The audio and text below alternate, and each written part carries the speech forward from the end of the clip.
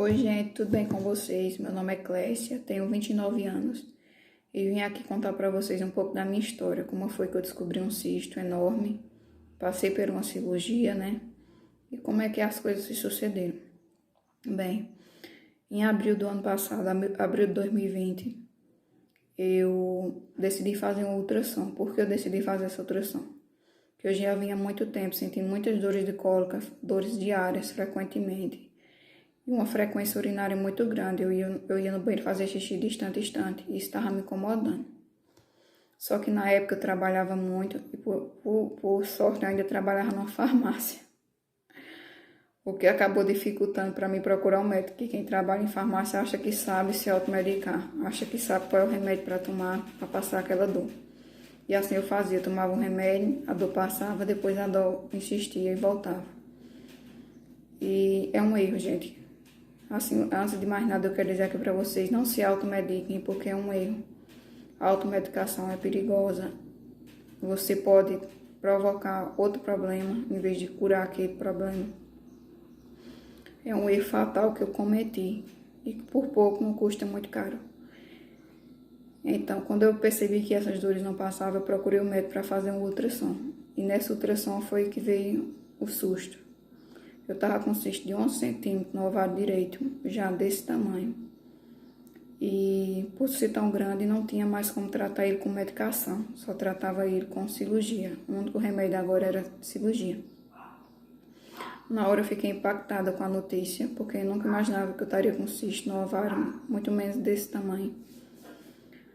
E por sorte, nesse dia eu fui para a consulta acompanhada de minha mãe, que eu não costumo ir acompanhada para fazer exames, fazer consulta. Mas nesse dia, graças a Deus, eu fui e ela conseguiu me confortar mais. Porque eu nunca tinha passado por nenhuma cirurgia, então é um baque, né? Mesmo assim, quando o médico me falou a situação, me explicou, disse que a cirurgia era de emergência, que eu não tinha como esperar. Na época o SUS estava parado por conta da pandemia. Foi mesmo em março, abril do ano passado, a pandemia. Todas as cirurgias do SUS tinham sido suspensas.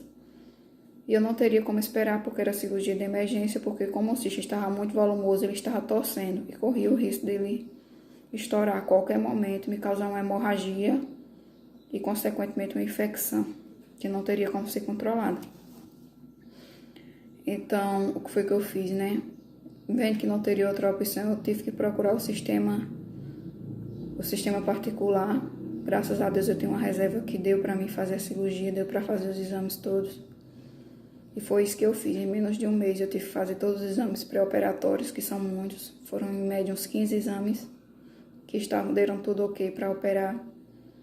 E eu passei pela cirurgia. O nome da cirurgia se chama oferectomia bilateral, porque no meu caso era só do lado direito.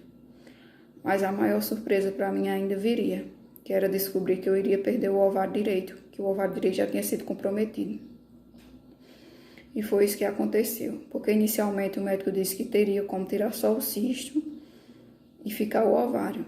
Só que depois de ter feito outros exames e mais algumas avaliações, ele descobriu que não teria como salvar o ovário, que o ovário já tinha sido danificado e que teria que ser também retirado o ovário e a trompa direito. Imagina aí, para mim, qual foi a surpresa. E mais ainda, ele acrescentou que se eu não tivesse descobrido naquele momento para fazer a cirurgia, eu também teria perdido o ovário esquerdo, que também já estava começando a ser comprometido, porque o cisto estava torcendo e comprometendo a circulação sanguínea para ambos os ovários, mas o direito era o qual já estava danificado. Então eu não sou mãe, eu não era mãe e ainda não sou mãe, né? Eu estava casada há 2 anos e meio com meu esposo, com meu marido, e tinha planos de ter filhos pelo menos daqui uns 3, 4 anos. Eram meus planos, né? Mas os planos de Deus era outro. Enfim, assim aconteceu, né? Depois de descobrir que eu iria perder o ovário, eu tive que passar pela cirurgia e no dia 20 de maio do ano passado, eu dei entrada na clínica, né? Fiquei em jejum da meia-noite do dia anterior até a hora da cirurgia. Eu me operei por volta de meio-dia, 11h30, meio-dia. A cirurgia durou em média 2 horas. E a cirurgia se chama oferectomia. No meu caso foi a oferectomia bilateral, porque foi só do lado direito. Foi retirado o cisto do lado direito e o ovário direito. Né? Eu fiquei horrorizada na hora que eu vi o cisto, porque a minha anestesia foi a RAC, aquela mesma anestesia para cesariana nas costas, e eu fiquei consciente durante todo o procedimento. E quando eles tiraram o cisto, eu vi o cisto, e eu fiquei horrorizada, porque o cisto já estava maior do que quando eu descobri. Ele já estava com mais de 11 centímetros, estava com 12 centímetros. Né? Então, o corte, eu levei um corte do tamanho de uma cesariana também, né? E graças a Deus a cirurgia correu bem, embora eu estivesse um pouco desesperada, né? Um pouco angustiada, aflita, nervosa, mas graças a Deus correu tudo bem durante a cirurgia. Eu me operei na quarta-feira, quando foi na quinta-feira eu tive alta, porque eles não queriam me manter muito tempo dentro do hospital, justamente por conta da pandemia.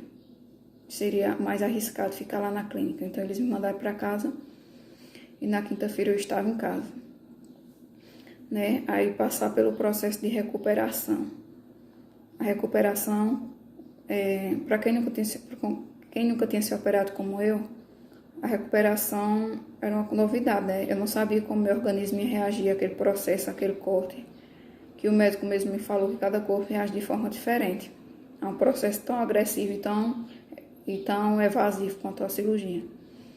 E um belo dia eu estava tomando banho aqui à noite, fazendo a limpeza do corte, normalmente, tomando remédio para dor.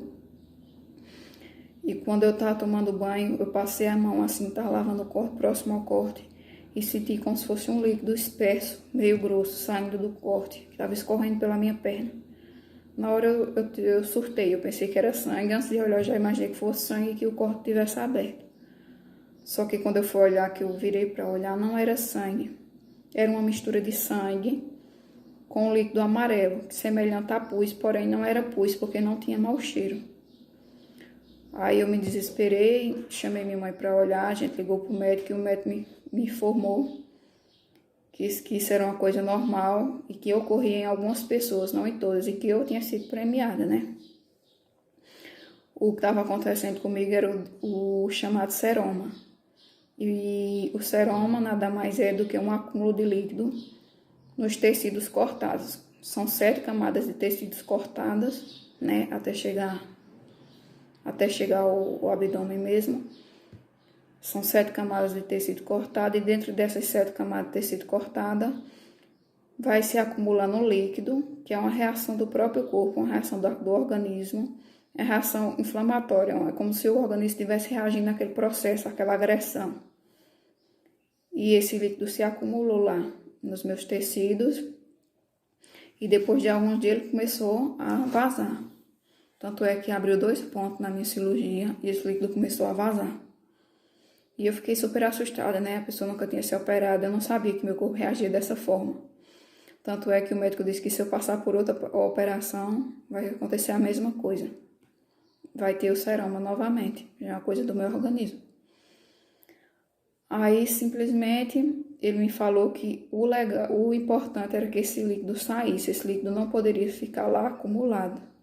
Que era bom que ele estivesse vazando e até me aconselhou a espremer para que esse líquido saísse, porque se esse líquido ficasse acumulado lá, ele ia se encapsular dentro da minha pele e ia tornar um processo infeccioso.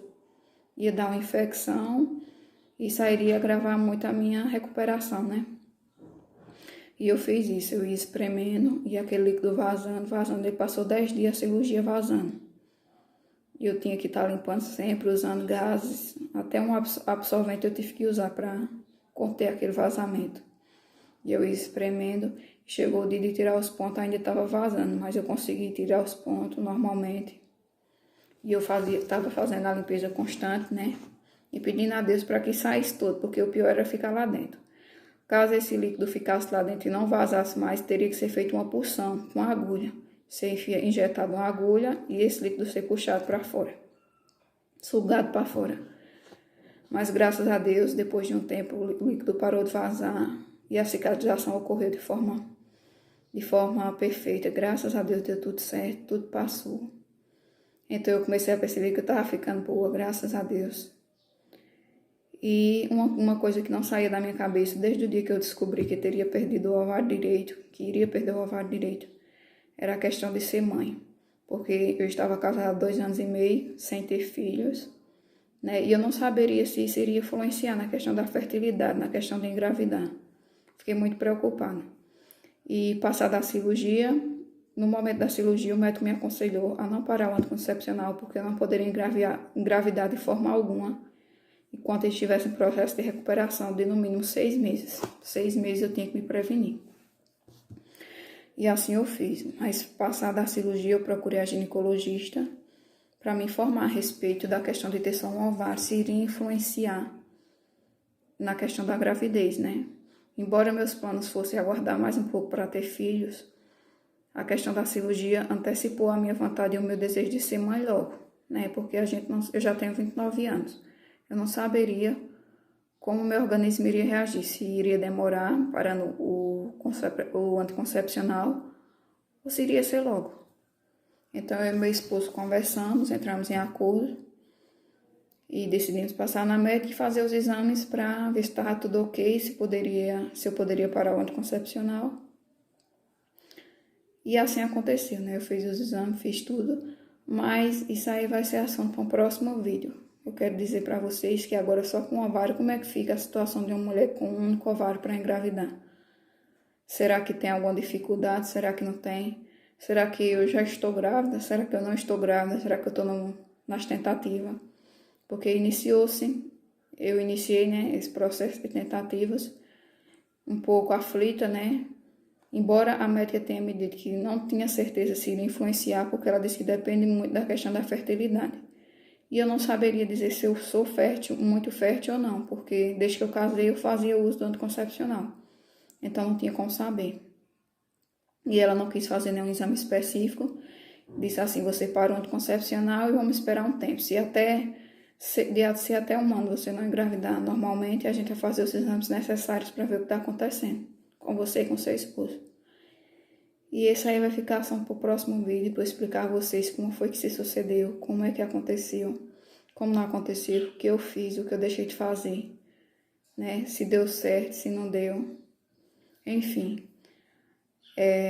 Mas eu quero deixar uma mensagem aqui, uma reflexão para vocês, que esse momento que eu passei, essa experiência me aproximou muito de Deus, porque depois que tudo passou, eu dobrei meu joelho no chão para agradecer a Deus por ter descobrido a tempo de me operar, a tempo de resolver, a tempo de não perder os 2 ovários, de meu cisto não estourar.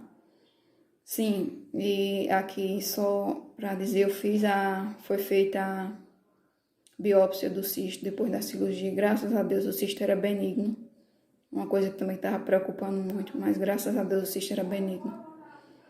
Então, mas foi obra de Deus na minha vida ter dado certo. Foi obra de Deus eu ter descobrido logo. Porque assim que eu descobri, o médico disse que eu não poderia fazer nenhum tipo de esforço, porque o cisto poderia se romper a qualquer minuto.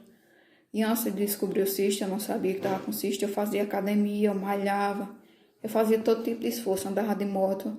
E Deus foi quem fez com que esse cisto não se rompesse. Deus estava obrando na minha vida e eu nem sabia. Né? Então a gente tem que pedir a Deus força, pedir a Deus que nos mostre as coisas na hora certa, que cuide da gente, que nos guie, que nos ilumine. E não importa o problema, não importa a dificuldade, não importa o que você está passando, tenha fé em Deus, entregue tudo nas mãos de Deus, que tudo vai dar certo, como deu para mim, graças a Deus. Né? Hoje eu só tenho a agradecer por ter me operado, por ter me livrado desse cisto, por poder ainda ter a chance de ser mãe, mesmo que demore. Mas Deus é maravilhoso, eu só tenho isso a dizer. Sou muito grata a Deus pela misericórdia dele na minha vida.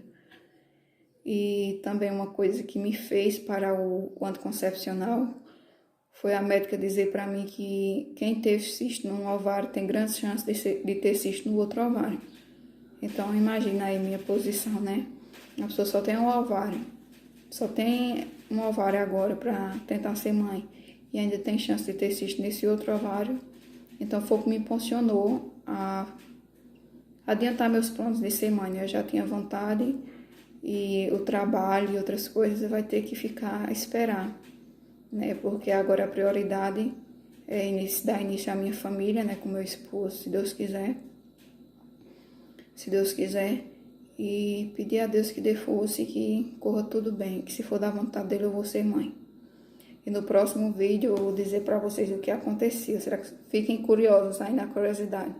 Será que eu já tô grávida? Ou será que eu não tô? O que é que vocês acham? Vocês acham que influencia o fato de ter só um ovário para engravidar ou não influencia? Eu vou tirar essas dúvidas todas no próximo vídeo. Mas por hoje eu quero dizer a vocês que eu tô iniciando, né? E o que me fez, assim, compartilhar essa experiência é porque quando eu descobri o cisto, eu procurei vídeos, assim, de pessoas relatando sobre essa cirurgia, sobre como tinha sido sua experiência, eu não achei. E agora que eu passei, eu decidi e criei Clorais para dizer a minha experiência, como foi comigo. Então, se você gostou desse vídeo, eu estou iniciando agora, se inscreva aí no canal. Deixe o seu joinha, ativa o sininho para receber a notificação dos próximos vídeos. E deixe o seu like aí para mim, que vai me ajudar bastante. E eu quero trazer para vocês conteúdos variados. Esse aqui eu resolvi iniciar com esse vídeo porque foi uma história que me fez crescer muito, me fez amadurecer, que me fez ficar mais próxima de Deus. Mas os conteúdos vão ser variados.